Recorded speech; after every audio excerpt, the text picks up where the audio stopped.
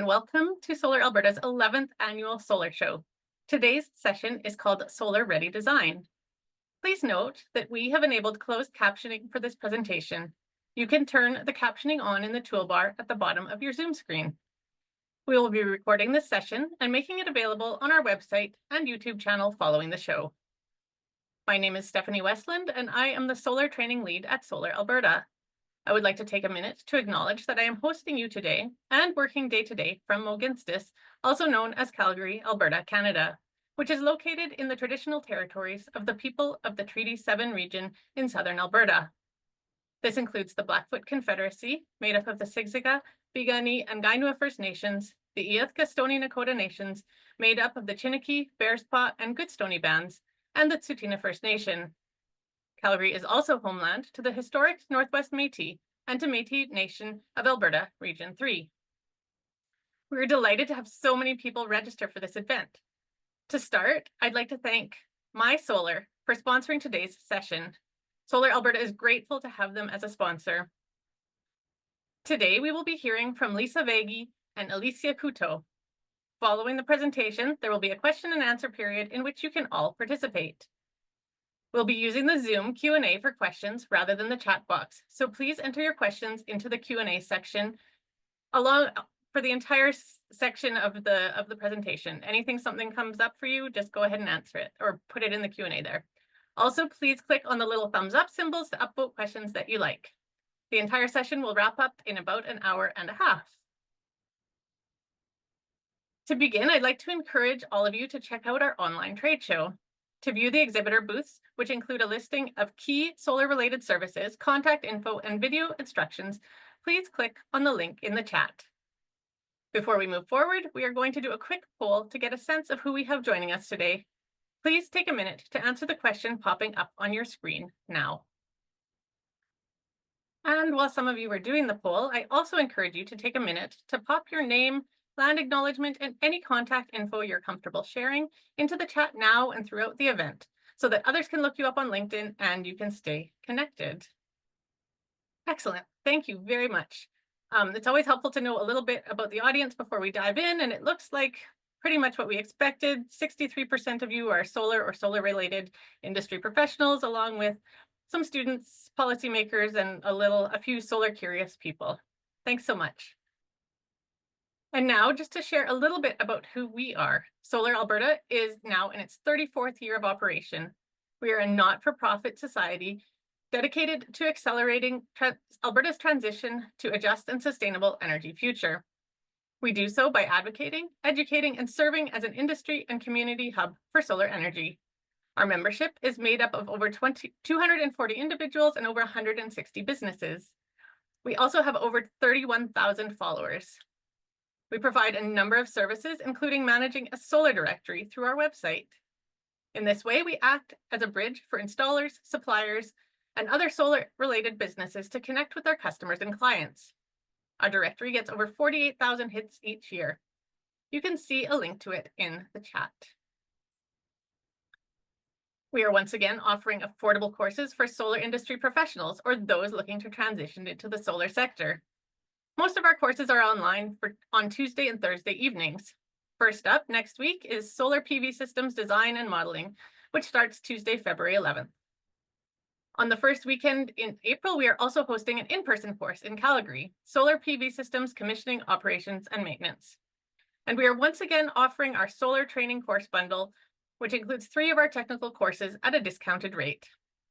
On-demand recordings of our courses are also available alongside our paid workshops in the solar training videos section of our website. In addition to our courses, we run a number of educational programs, including our solar seminar series and several in-person and online networking events each year. Our next solar series session is Alberta Agrivoltaics 101, Solar and Farms Unite. It will take place on March 20th at noon Mountain Time. Registration for this seminar can be completed through the link in the chat. There's also a link to our Solar Women's Gathering on March 11th. Also, it's not too late to register for other sessions this week as part of the 2025 Solar Show. Registrations are open until an hour before each event starts. In addition to providing education about solar, we advocate for it. We are currently rising up for renewables. We have free lawn signs available for pickup in 10 municipalities, and we offer free delivery in 8 municipalities across Alberta. We also have template letters for you to use on our website asking the Government of Alberta to eliminate the new and discriminatory buffer zones they have established for renewable energy. You can click on the link in the chat to make a free sign order or to find our template letters today. If you are not already a Solar Alberta member, I encourage you to join us. Individual memberships are typically $35, but are on sale this week for 20% off. They can be purchased at the link in the chat. If you are looking to support the work we are doing at Solar Alberta in additional ways, please consider volunteering or donating. On the topic of volunteering, we have one position coming up on our board. This position will be filled at the May 7th AGM. If you are interested in becoming a part of the Solar Alberta Board of Directors, please use the link in the chat to apply by March 16th. And with your help, we are also recognizing long-time dedicated contributors to solar in Alberta by gifting them a free lifetime Solar Alberta membership. If you are currently a Solar Alberta member and you know someone who has contributed significantly to this organization or the solar sector in Alberta as a whole, please consider nominating them for this award. You can find the link in the chat for the nomination. We will accept nominations until April 16th, and the award recipients will be announced at our AGM. And finally, we ask that you please consider participating in our 50/50 raffle, which is over $2,200. Ticket sales end this Friday, February 7th at 12:55 p.m. as we wrap up the solar show. And without further ado, I would like to take this opportunity to once again thank My Solar for sponsoring this session. We couldn't offer all this amazing free content without the support of our sponsors. And now I'm delighted to get the session underway by introducing the speakers for the day. Lisa Vegi is passionate about supporting solutions to the climate crisis with clean energy and climate action. As a process engineer, Lisa uses her systems thinking mindset to find holistic solutions to technical problems in her job as a building performance engineer on the carbon impact team at Stantec. Lisa combines her 10 years of experience in the Alberta fossil fuel industry with her new skills as a recent graduate of the Alternative Energy Technology Program at NATE to help drive the green energy transition forward. She believes that affordable clean energy is achievable for all Albertans and is eager to help. Alicia Couteau is a sustainability professional and educator who is passionate about advancing Alberta's energy transformation while creating positive impacts and positive social and environmental impacts. She holds a Master's of Sustainability in Energy Security and a Diploma in Renewable Energy and Conservation. Her work experience spans multiple verticals of sustainability, including green building design, renewable energy, energy policy standards, and the innovation and clean tech ecosystem in Alberta. Her mission is to support communities in achieving their emissions neutral goals through knowledge sharing and capacity building. In Alicia's current role as program specialist of the Emission Neutral Building Information Exchange, or also known as NBIX initiative at Alberta EcoTrust, she brings together industry partners who have shared goal of reaching net zero greenhouse gas emissions in the construction, renovation, and operation of buildings across Alberta. NBIX promotes the free and rapid sharing of innovative ideas, solutions, best practices, and lessons learned among a broad cross-section of interested parties in the building and construction ecosystem, where participants can connect and exchange knowledge, access training, and find other resources. And now I'd like to turn the mic over to Lisa to begin the presentation. Thank you, Stephanie. And hello, everyone, and thank you for joining us. We'll be exploring the demand for and reviewing the best practices with respect to solar-ready buildings. And following that, we'll be talking about a number of other related considerations, such as solar integrated buildings and solar-ready community design. Excellent. So before jumping in, let's look at this context. So I don't think it's news to anyone here that we have an abundance of sunshine in Alberta, and this contributes to a high and growing demand for solar PV systems in recent years. As you can see from this map, Alberta does have an incredible solar power generating potential, second in Canada only to Saskatchewan. In September of 2020, there were about 9,600 solar systems on homes and businesses in Alberta, and today there are over 30,000 systems. This is a pretty impressive growth. In addition to our incredible solar generating potential, this growth can also be attributed to the price of solar PV dropping significantly, as well as federal, provincial, and municipal incentive programs for residential and commercial solar. Next, let's start at a high level and look at the price of solar PV around the world. Solar PV stands for solar photovoltaic, and it's all about capturing the sun's light and converting it to electricity rather than just heat. Until recently, solar PV has been extremely cost prohibitive for most Albertans, but that's beginning to change. As you can see here, the cost of solar panels has dropped dramatically from 1975 and between 2010 and 2020. The cost of solar dropped by 90%. Solar PV modules have also become more efficient during this time and therefore require less area to generate the same amount of power. The cost of modules has also now stabilized a bit, and we don't anticipate it to drop as dramatically again in the near future. That said, when looking at this graph, it is clear that we are still at an all-time low. And of course, I should point out that this slide is only referring to the price of the PV modules and doesn't include labor costs and other aspects involved in installation, which are relatively stable or sometimes increasing slightly. As demand for solar increases, there is an imperative for residential and commercial buildings to be solar ready. This helps new home and business owners avoid additional costs associated with retrofitting for solar at a later date, which can increase the attractiveness of the property. There is a lot of potential for continued growth in the solar sector in Alberta, so now is a great time to make solar ready buildings available to home and business owners. So we also wanted to bring to attention a new report from Natural Resources Canada that focuses on the technical potential of rooftop PV systems across Canada. This report defines the potential as the total amount of electricity that could be generated if all suitable surfaces use solar panels, regardless of financial or logistical criteria, such as the proximity to the power grid, financial costs, and supply and demand timing. For Canada as a whole, the analysis shows that rooftop PV could generate 247 terawatt hours per year, which could be enough to power all the residential buildings in Canada, as well as about 49% of the commercial and industrial buildings. So, with all of this context in mind, now you might be wondering, what exactly do we mean when we say solar ready builds? Essentially, we're talking about preparing a building for the addition of solar in the future. For the purposes of this presentation, we will focus on solar photovoltaics or solar PV rather than solar thermal. Solar thermal is about harnessing the sun's heat, while solar PV is all about harnessing the sun's light for electricity. Solar PV is what is really taking off in Alberta right now. For some background, it's important to start by pointing out that roof-mounted solar PV systems are often more cost-effective than a system that requires additional mounting structures, such as those mounted on the ground. Even if the angle of the home is not ideal, a bigger roof-mounted array will almost always be more cost-effective than a ground-mounted array. Therefore, we will be primarily talking about roof-mounted solar PV. However, there are some increasingly exciting options in terms of building integrated PV and PV glazing. Also important to mention is Alberta's microgeneration regulation, which means that homes and business owners in Alberta are only allowed to generate as much electricity as they consume in a typical year.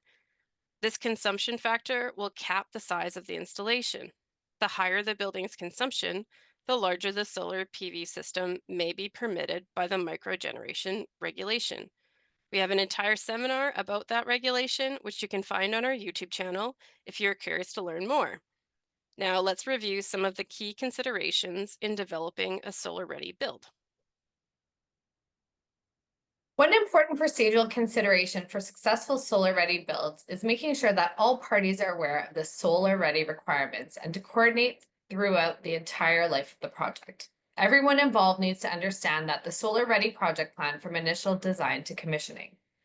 To successfully manage a solar-ready build, you'll want to hire an architect and engineers experienced with solar design. involve a solar installer early in the process, coordinate between all design disciplines to determine things like the location of the rooftop equipment, exhaust fans, and vent locations, as well as roof access and walkways. It's also important to ensure that everyone is aware of solar-ready requirements and that plans include accurate placement of roof obstructions. Also, have the solar installation manager regularly check that everyone is following that solar-ready plan. And now let's take a look at the specific technical considerations for making a home or commercial building solar ready. As mentioned on the last slide, coordination between all design disciplines and trades is key. The size and complexity of the design and construction teams may vary depending on whether you are building a house or a complex commercial facility, but the general building principles are still the same. Here we've broken down solar-ready guiding principles into 4 categories: architectural or siting, structural, mechanical, and electrical. So first, let's consider the architecture and the siting. Ideally, we have a south-facing pitch roof with a slope higher than 3/12 to allow for good solar radiance and some degree of snow shedding, which is important here in this province.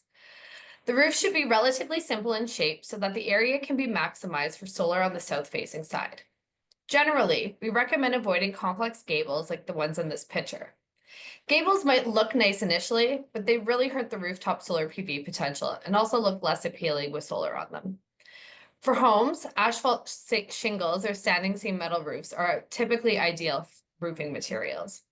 With standing seam metal, you don't even have to penetrate the roof for the install, as you can clip the solar on instead. For commercial flat roofs, a torch-on membrane type roof is preferable.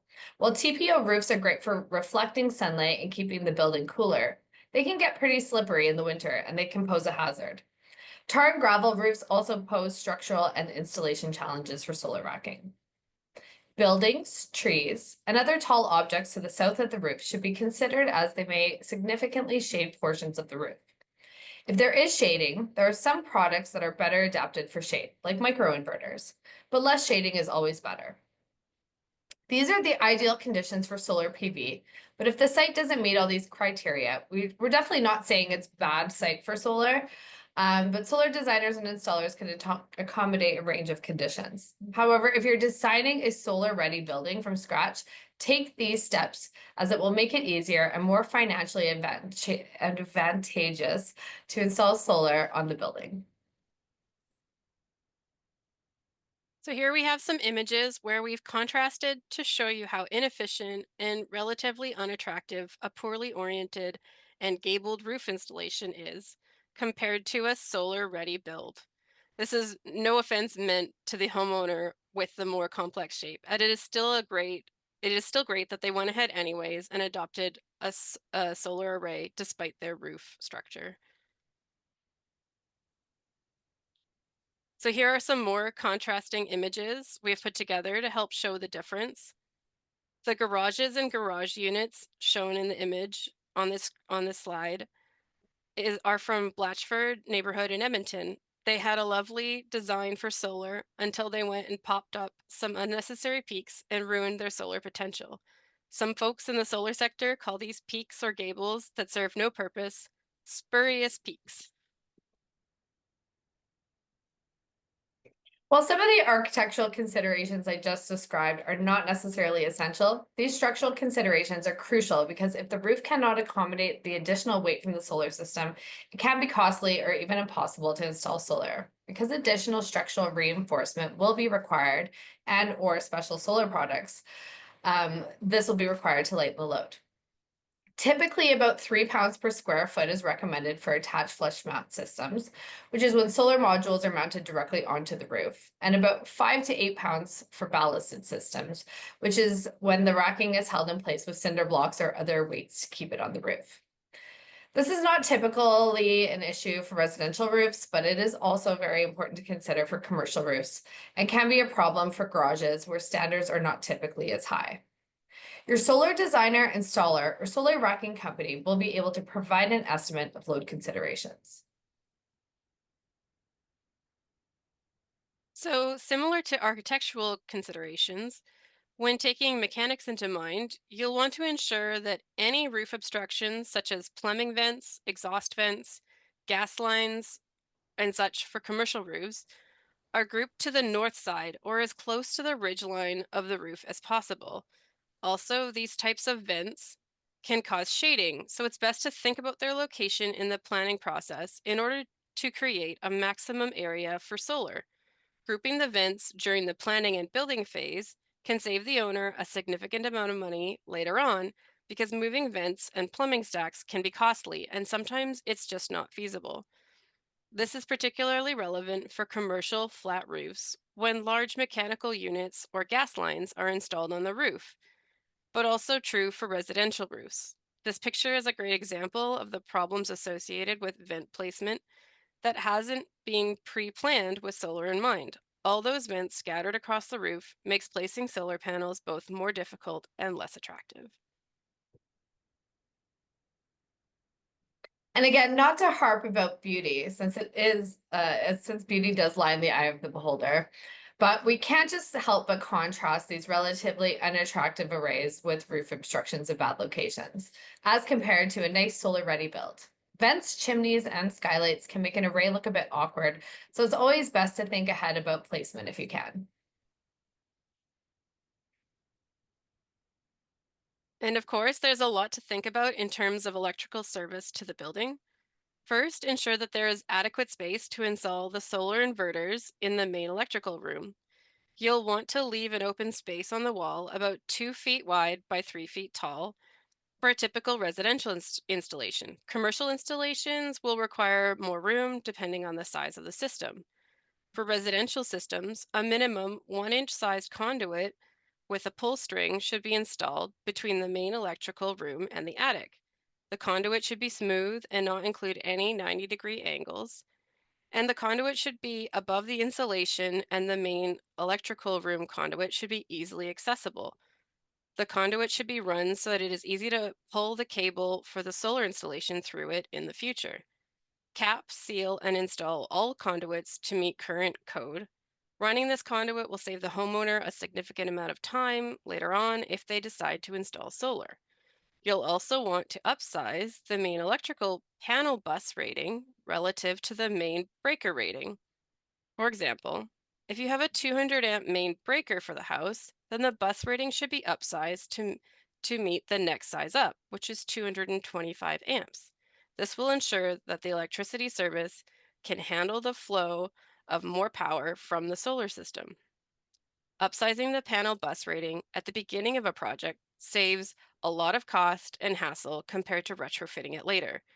A power shutdown of the entire house or facility will also be needed if upsizing the panel at a later date. Finally, an empty breaker space should be left in the main electrical panel at the end of the panel opposite the main breaker in order to facilitate the inverter installation in the future. For commercial installations, electrical designs will vary widely from facility to facility. So, we recommend that you involve a solar consultant or installer with the electrical design to ensure panels, breakers, conduits, and other electrical equipment are properly sized and meet the Canadian Electrical Code, as well as more broadly ensure that the roof design meets the load capacity necessary to install solar. If you are interested in learning more about all of this, Natural Resources Canada's Solar Ready guidelines provide extensive information on best practices for preparing a building to be solar ready. It includes solar thermal considerations as well. So one myth that we wanted to take a minute to bust today is that solar-ready design means cookie-cutter box homes. We wanted to show you these images to help demonstrate that even when you factor in all the considerations we've just reviewed, there can actually still be a lot of variability in solar-ready design. It doesn't have to be a one-size-fits-all approach. So now that we've discussed the core elements of making a building solar ready, it's important to know that there's so much more you can do with home and commercial electrification. It's very common for folks who go solar to make the most of their investment by also upgrading to all electric appliances, getting a heat pump, adding an electric vehicle or two, and contemplating battery energy storage options. These products will complement their solar array and maximize their energy independence. For these types of considerations, we recommend that builders consider pre-wiring for 200 amp service as well as meter-based disconnects. This will ensure that no additional electrical panel or service upgrades will be needed in the future. This is particularly important if you are integrating secondary or tertiary suites for homes. If you're already building for solar, why not make the building EV ready as well by including a 240 volt, 40 amp branch circuit to any garage or private parking area? Keep in mind that to make the garage battery energy storage ready, adequate space is needed for the battery, and conduits should be upsized to accommodate for the additional capacity. The old Canadian Electric Code did not allow batteries to be installed in a dwelling unit. The new 2024 Canadian Electrical Code, which comes into effect on April 1st of this year, has changed to allow batteries to be installed in a dwelling unit with a number of requirements. If installed in a dwelling unit, energy storage systems require a dedicated room or utility room that has a self-closing door and is enclosed with a minimum construction of ceilings and walls with gypsum board and floors finished with lumber sheathing. The new code also allows energy storage systems to be installed in a basement, which was not allowed in the previous code under any conditions. However, they cannot be installed in a sleeping area or in a room that opens directly into a sleeping area. For example, you cannot install an energy storage system in a closet in a bedroom, even if it meets the criteria we've just outlined. There are several other requirements, such as not installing batteries within 1 meter of any window or door, except a garage door, as well as guidelines around the maximum battery size and the spacing required when installing multiple batteries.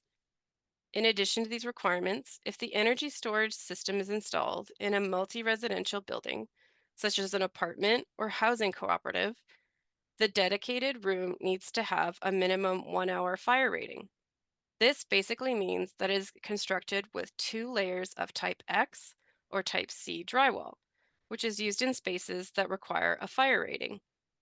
If you are designing a solar-ready building that includes space for an energy storage system, please review the 2024 Canadian Electrical Code requirements to ensure your design meets or exceeds these guidelines. We also offer a course about battery energy storage design and modeling that might interest you as well.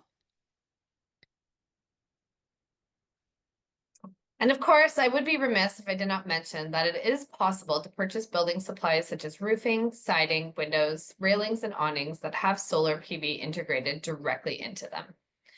Building integrated solar PV is best suited for commercial builds or multifamily homes, as they're relatively custom installations and as such are more expensive compared to conventional solar PV modules.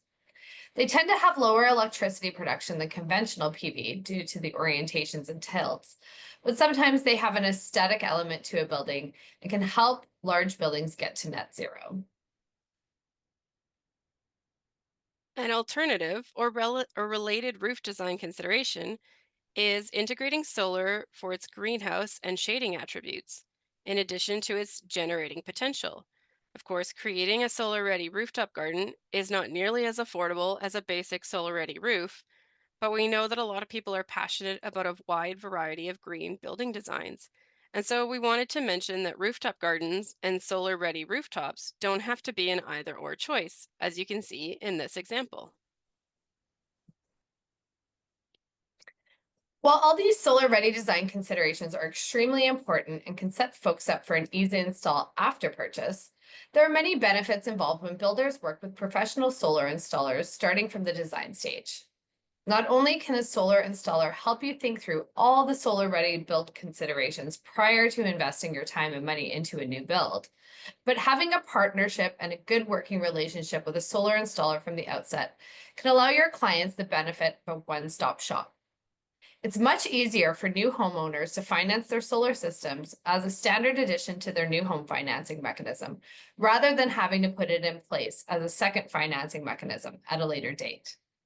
A number of builders are working together with solar installers to provide green turnkey products for Albertans. Another option for municipalities to develop solar ready or solar integrated neighborhoods, rather than relying on builders to start the trend, the Drake Landing Solar Community in Okotoks is an example of this kind of initiative. In addition to the building specific design principles we discussed before, there are some community design principles to consider. First, street orientation and design. Consider using a grid or fused grid street pattern rather than curvy streets. This will maximize the community's solar access. Second, be conscious of shading. It is important to analyze where trees are being planted. Trees and green spaces are enormously important for community design, and ideally, they can be integrated in a way that minimizes shading on south facing surfaces. Work with your utility company to consider electric vehicle charging infrastructure as well as electrical distribution and transmission infrastructure. There are a lot of interesting things you can do with electric vehicles and a lot of ways to use them as assets, especially in a community context. And finally, look up projects such as Drake Landing, which have been around for 20 years. There are some lessons that can be learned around the importance of future proofing the systems and infrastructure as much as possible, and what eventual decommissioning, refurbishing, and recycling may look like. Municipalities can also promote green technologies through solar-friendly policies. If you work for or advocate to municipalities, here are some examples of policies to consider. Municipalities can allow for variance in building design that can facilitate energy efficiency retrofits or power generation upgrades. For example, adjusting maximum height or setback requirements can allow homeowners to fit large solar systems on their roofs, which could potentially cover all their electricity needs rather than just a portion. Current provincial energy codes are not going to get us to net zero buildings. This is an area where municipalities can have a big impact by implementing bylaws that support higher standards for buildings, such as bylaw requirement for solar above ground parking lots, or require builders to integrate solar-ready design principles in order to receive permits to build. Municipalities can also consider reducing zoning, design guidelines, and restrictive covenants that could prevent the adoption of solar PV. Giving priority permitting to green builds is something Calgary is already doing, and Edmonton is likely to move on as well. Since solar installations can add considerable value to a home, we recommend that solar-friendly municipalities exclude that added value in property tax assessments. This is particularly important for commercial properties where tax increases could be considerable given the size of some commercial arrays. There are always multiple perspectives involved when making changes, and we're investing in avoiding a green on green controversy. And so with this in mind, Solar Alberta has developed solar siting recommendations for developers and city planners, and this information is available on their website. Our partner, the Municipal Climate Change Action Center, has put together some great information about solar-friendly municipal planning that might be of interest as well. Wow, that was a lot of information. If you weren't able to take notes today or you missed something, Solar Alberta has consolidated this information into a blog post and a one-page checklist to help homeowners and builders prepare homes for solar. Both of these resources are available on our website, and we will pop links for them in the chat right away. So we'd like to thank you all so much for joining us today. And with that, let's dig into the Q&A with Stephanie. Thanks. Wonderful. Thank you so much, Lisa and Alicia. It looks like we have quite a few questions in the Q&A already. And just a reminder, if you do have questions, put them in the Q&A, not the chat. And we also go by the questions that are most upvotes with the most upvotes, just so that we can prioritize and get to the questions that most people want to hear about. So if there's a question you like, make sure to click that little thumbs up symbol. So let's start here. Does Solar Alberta have resources on how to generate RFQ for solar panels? What are the certification and key component that we should consider through the procurement process? So I can answer that. One of the great benefits you can have as an individual member of Solar Alberta is the ability to post a request for quote that will reach out to all of our business members. So if you have a project in mind or some technical questions, you can post that question to our business members and get an answer. So the individual membership can be really valuable.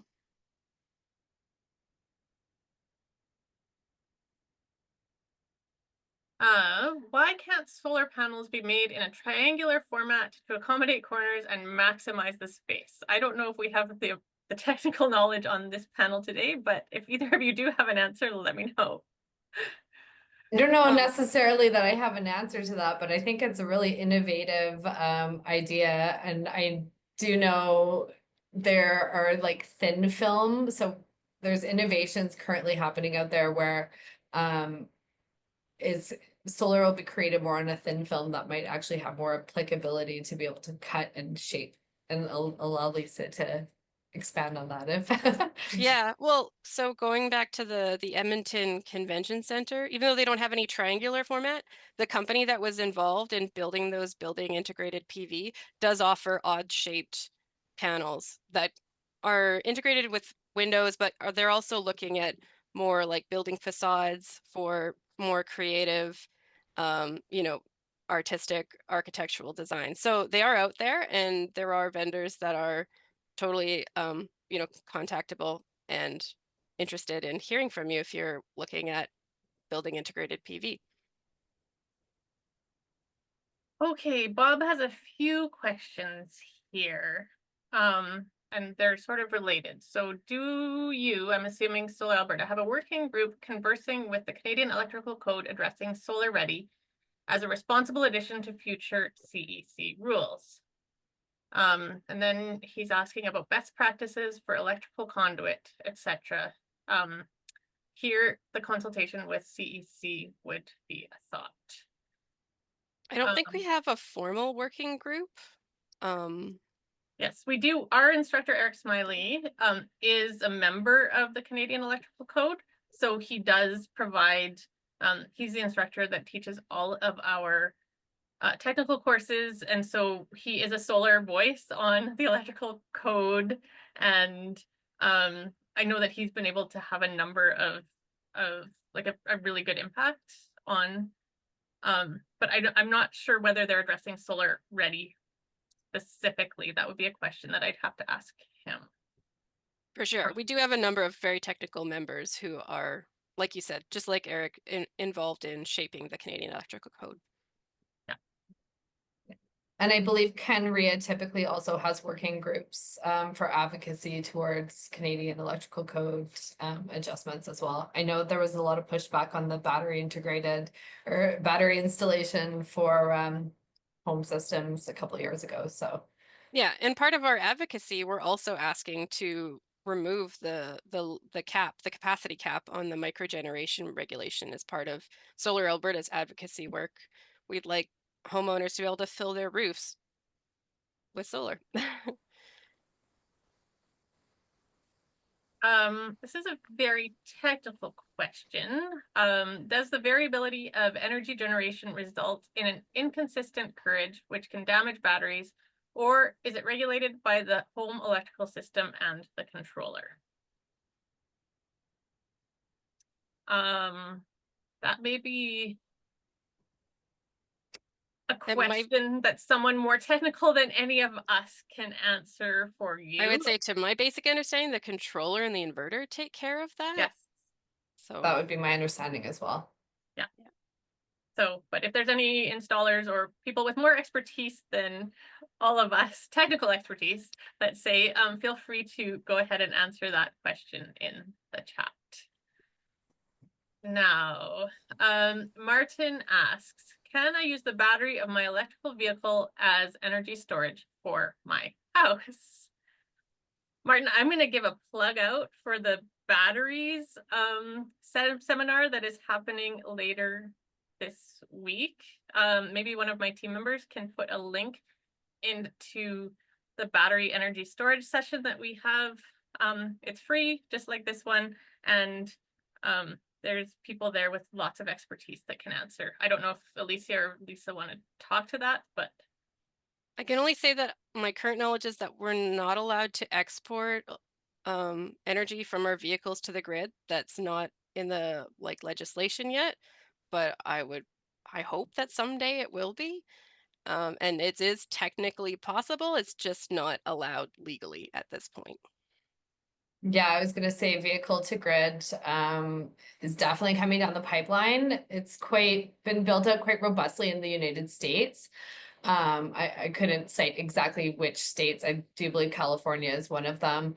And I know this is a huge topic of conversation in British Columbia right now. Yeah, thank you, Scott, exactly. I know I was at the Smart Energy conference in Vancouver in November, and they were really pushing for that for especially like large fleets of like buses and those types of things that just sit overnight. A huge potential there to be able to utilize electric vehicles as kind of like battery storage components and then feed it back to the grid as well. So the technology is there. We just exactly need the policies and the regulations to kind of catch up to that. Okay. Next question. Are there currently any grants for homeowners or commercial installs available or any anticipated to come up soon?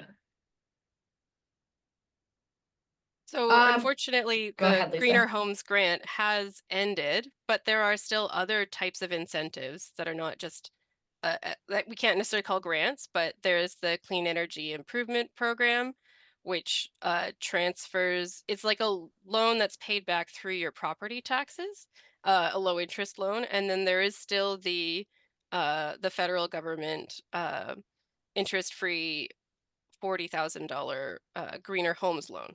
Go ahead, Alicia. Yeah, from a granting perspective, the only two municipalities I specifically know about in Alberta are Banff and Canmore that offer like an actual grant program where you don't have to pay the money back and they give you an incentive to install kilowatt. It's like I'd have to go back in and look, but I believe in Canmore it's up to like $750. I apologize, I don't know the exact numbers. I don't want to but yeah, Canmore and Banff for sure for granting, and then across different municipalities across the province also offer that clean energy improvement program or the C program, which is not necessarily a grant, but it does offer that opportunity to be able to install solar and then kind of have that roll into your property tax, so you're paying it out over time.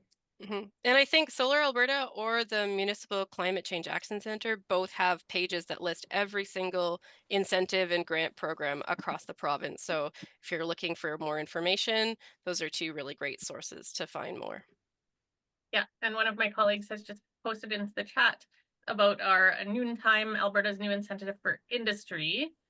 That's for larger solar installs, but if that's something that's of interest to you, please come to that session. You can register until 11 o'clock today. And the rebate in Banff is $750 per kilowatt of solar capacity installed up to a maximum of 20 kilowatts. I knew there was 750 in there somewhere, so there you go. Thanks, Alicia.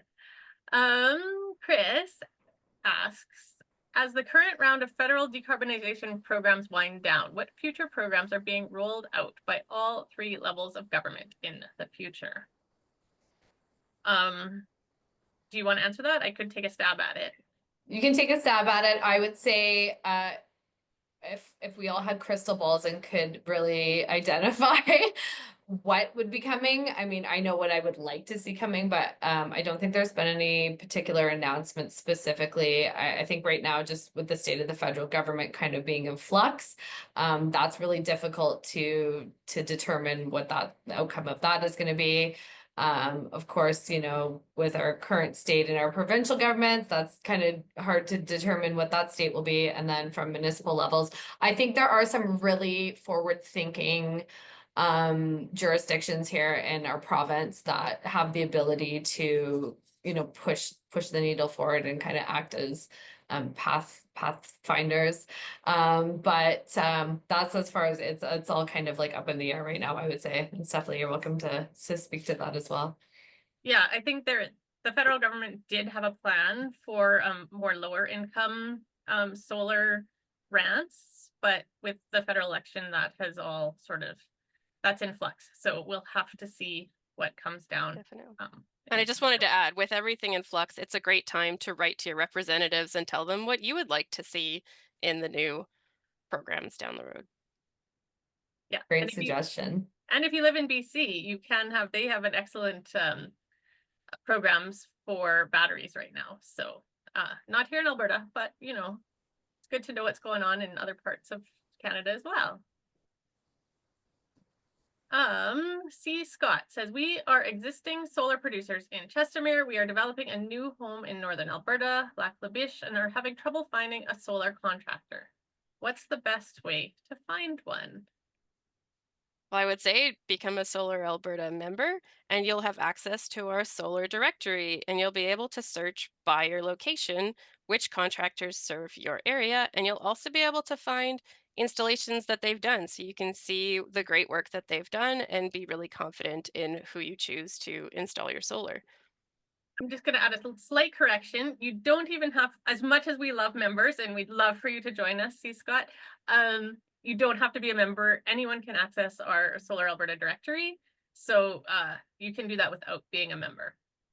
Sorry about that, Steph. No, all good.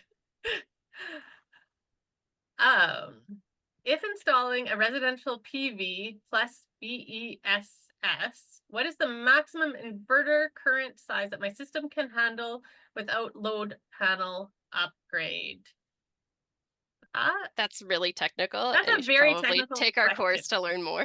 Yeah, you can either take one of our courses. We have some great technical courses, as I showed in the introduction, if you go to the training section of our website. Otherwise, you're best off contacting your solar installer, and they will help you. And just to let you know, BESS is battery energy storage system. Yeah. Yeah. And I think it also depends on what your current panel is, how many things you have connected, the considerations of, you know, whether you have an EV charger, whether you have a hot tub, whether you have electric appliances versus gas appliances. There's there's so many components that are kind of involved in that question. I would definitely recommend reaching out to a certified solar installer to determine those things and have a properly certified electrician determine those things for you. Takes a bit of a deep dive into the electrical code to determine Big that. time. In every case, it depends. Yes. Situation will dictate for sure. Okay, another question here. Having an electrical engineer into the panel and the ability to answer technical.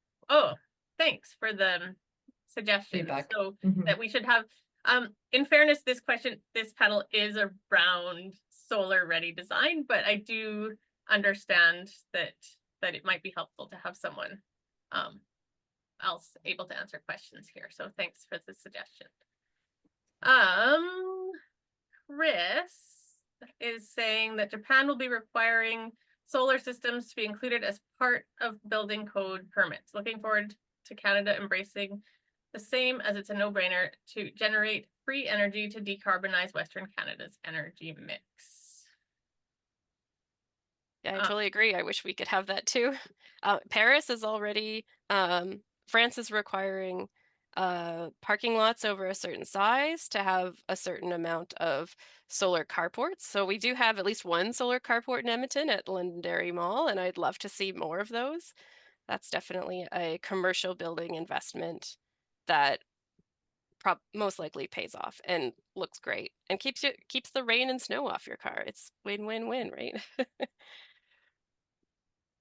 Oh, Yeah, I feel like exactly that until there are like regulations in place and policies that push these things forward, it will be more difficult for folks to voluntarily adopt these things when the costs can be a barrier. So we'll see. I mean, personally, I don't know why we haven't been doing that for 20 years, but that's my opinion. So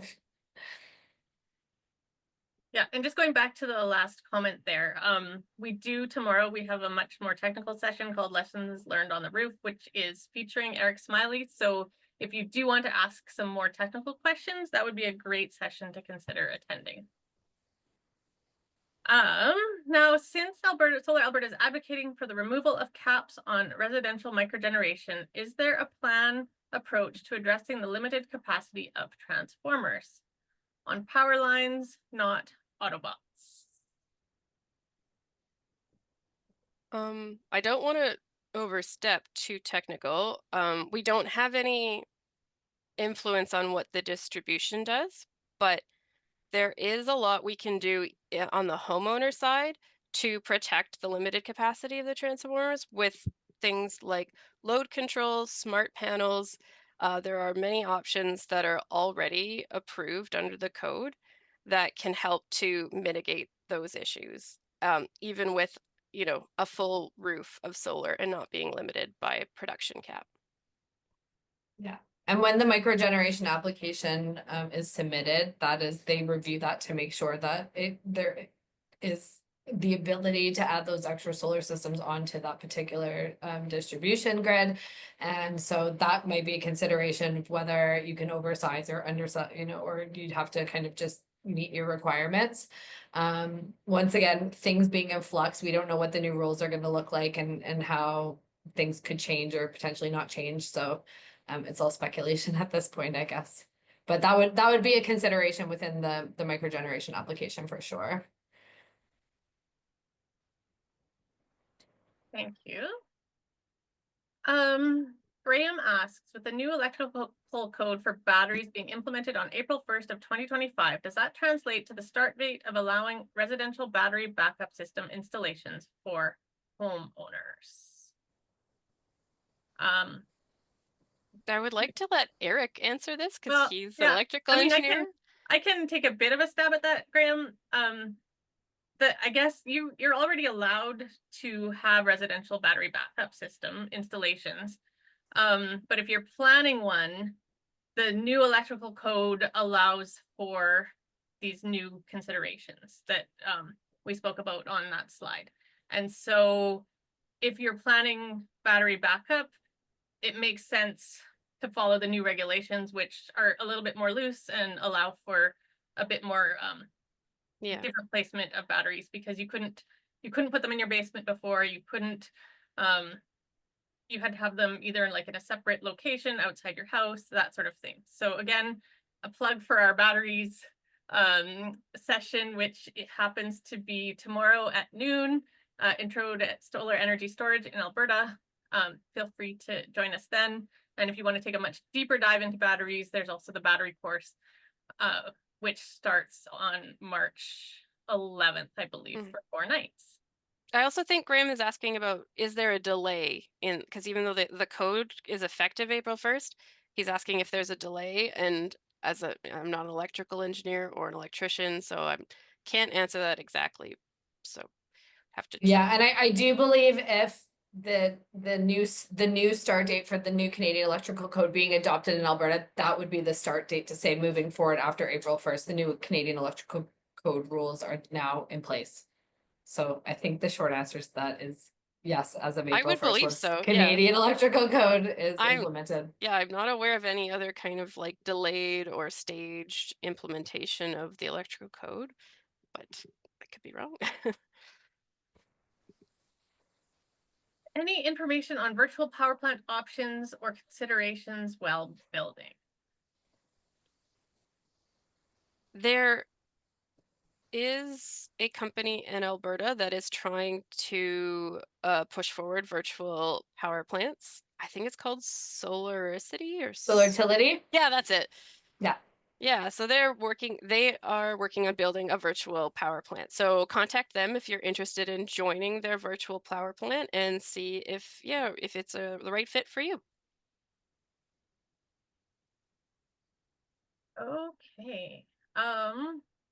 Chris has included a link to the government Edmonton City solar energy program. Be sure to check out your local municipality rules and supports. You may be surprised by how easy it is to go solar. Thank you, Chris. Now, okay, perfect. Any information? Oh, we're at the end of our Q&A. Are there other people that have questions about solar ready design? I just noticed in the chat, someone asked, will the 20% membership discount be applied automatically? If you sign up today, because this week membership is discounted 20% off. Yeah, the membership is discounted all week. After that, it goes back up to $35 for individual members. So please join us. It's worth your money. Now where are we at in our Q&A? I don't see any new questions. I don't see any new questions, but I guess, deadline for membership is Friday. Yes, Chris, deadline for individual members. Not, you can join anytime after, it's just the deadline for. You're welcome to join later and pay more, or you Yes. can join sooner and pay less. And we're willing to accept donations too. So Scott Ross is asking about ground mounts. Does anyone want to comment about ground mounts? Are you, Scott, it might be helpful to know a little more about your question. Are you looking at ground mounts? Oh, you're looking in like in Foothills County. Can you elaborate more? I think I imagine you're talking about a ground mount in a rural location. Yes. I mean, it's very common for people on acreages and people with lots of space to prefer ground mounts, like acreages. Yeah, a lot of them. But it really depends on your situation. You and your installer. You should ask your installer, like, is it cheaper? Can I save money if I go ground mount, or will I save money if I go roof mounted? It really depends. I've heard both ways, that rooftop is always cheaper or ground mount is cheaper. It kind of depends on your situation. A lot of times there's, poor roof orientation. Yeah. The point we wanted to stress in the presentation is that not having the ideal rooftop slope angle is not a deal breaker. You can often save money and have a more cost-effective installation on a roof. But if you have the space and your roof is doesn't check those boxes, then by all means consider a ground mount and talk to your installer about it. They'll be able to run their models and give you the best model, the best installation possible for your situation. Yeah. And if you have multiple buildings on the property as well, pardon me, that could also be a consideration because of the microgeneration regulation. You're not typically allowed to oversize the system. Like you wouldn't be able to build a ground mount system and then kind of have a power plant. I mean, I guess you could if it was over a certain level, but typically what they'll do is aggregate all the buildings on the property. They'll take a look at all the historical data from the last year and then be able to size the system in relation to that. And then I would also say I'm not personally really well versed in kind of any of the bylaws or municipal codes for the foothills specifically.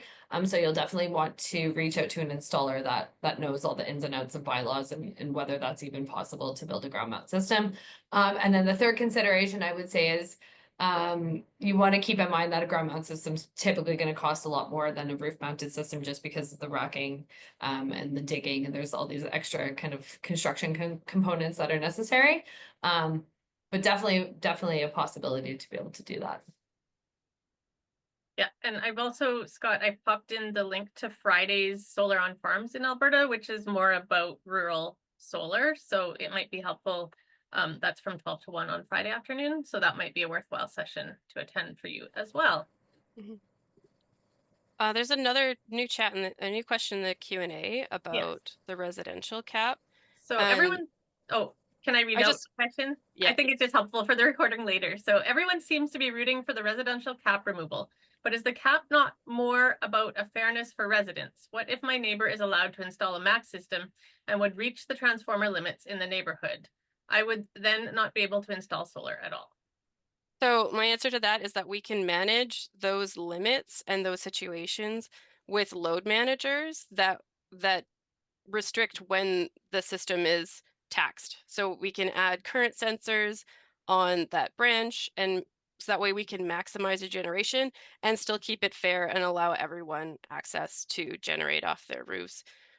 Things like virtual power plants can do these kinds of things. So it is possible. It's technically possible. We just don't have the policy there yet. And that's the kind of push that we're going for, is to be more innovative, to include these, this is all part of a smart grid, is minding our loads instead of just applying blanket standards that limit our potential to become net zero. Do you have Uh, anything to add, Alicia? Sorry, I was looking in the chat and I'm trying to wrap my head around Scott's question about going off grid. So I'm just curious if the property itself is already connected to the grid. I know in most jurisdictions there are rules like around you having to be grid connected. Now, if you were just doing an isolated system with an isolated building with battery energy storage component integrated into it, that could be a fun like a single project that doesn't necessarily have to be connected to the grid if it's a completely standalone system on a property. For sure. But I do know that there's once again, if you are grid connected at some point, you have to create that microgeneration application, and then it's kind of the AUC's jurisdiction to decide whether or not you're going to be able to turn your system on. So I personally, I'm like familiar with the mechanics around off-grid systems, but I have not played in that sandbox very often. So Yeah. Part of one of our solar course at the Alternative Energy Technology program was going through the fun of looking at rural municipality bylaws, and they are different in every single municipality. So it really depends on where you are, what kinds of restrictions you might be in a municipality that doesn't have anything about solar in it, and then you can do whatever. Like the thing that stands is that if you are connecting your off-grid system like through a transfer switch to the grid, then yes, that's going to affect your microgen application. But if it's not connected at all, like you've just got a shed on the back of your property that's totally off-grid standalone, it might be possible, but you have to check with your bylaws. If they have something in there prohibiting or regulating how you do that, then you have to follow those. But if you're in a municipality that has nothing about it, then it's up to you. So you really have to check your individual municipality bylaws. Great. I'm just checking whether or not there are any more questions specifically around solar related or solar ready design. Before we wrap things up.